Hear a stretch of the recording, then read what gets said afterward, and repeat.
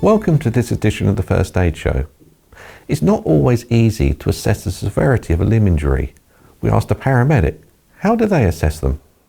If you're with a casualty or a patient who has had an injury and they have an obvious deformity to one of their limbs, it's really important to assess the site below that fracture. You look at the skin, and if it's pale and dusky and cold, and you compare one limb to the other, like for like, and you can see an obvious difference, and if you press down onto it, and when you lift your finger back up, it takes a long time for the skin to go back to the normal colour, and it's got a very slow capillary refill. Absolutely, you need to note that and make sure that help is on its way, because this is a time critical thing. We want to restore the circulation below the fracture as quickly as we can.